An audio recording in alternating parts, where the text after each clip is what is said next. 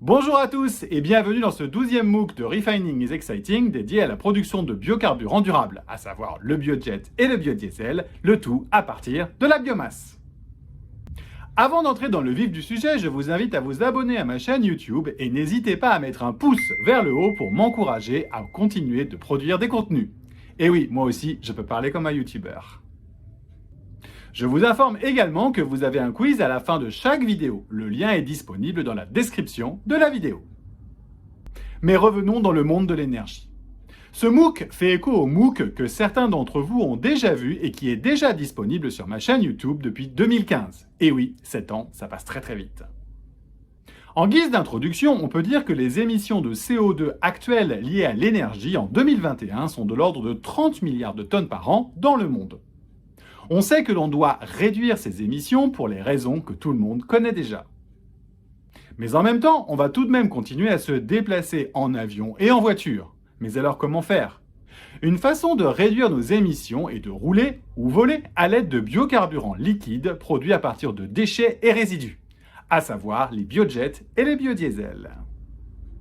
On l'a vu dans le MOOC consacré aux biocarburants en 2015, ces carburants permettent de réduire les émissions de l'ordre de 50% par rapport aux carburants fossiles que tout le monde connaît et qui sont produits à partir de pétrole.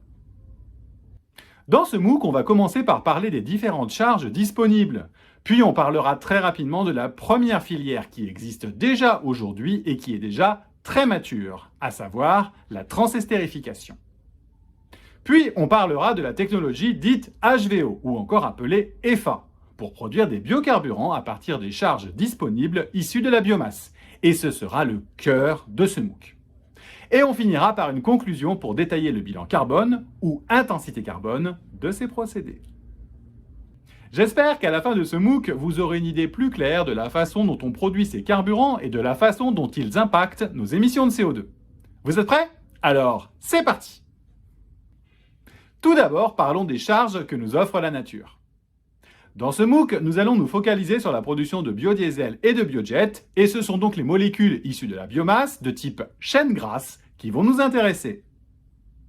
En effet, la filière des sucres et de leur fermentation associée est dédiée à la filière essence via l'éthanol. Les chaînes grasses disponibles dans la nature sont tout d'abord bien évidemment toutes les huiles végétales dites classiques, à savoir les huiles de palme, de tournesol, de colza, etc. Ces huiles, et surtout l'huile de palme, on essaie de les bannir puisqu'elles sont en concurrence directe avec la nutrition humaine et celle des animaux. On va donc privilégier ce que l'on appelle les déchets et les résidus.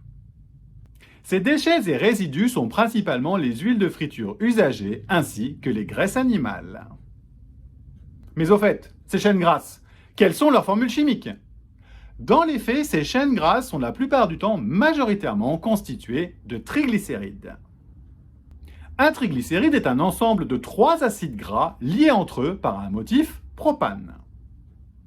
Les longueurs des chaînes carbonées peuvent varier la plupart du temps entre 16 et 18 atomes de carbone, et parfois au-delà. Ces longueurs de chaîne ont la particularité d'être toujours paires.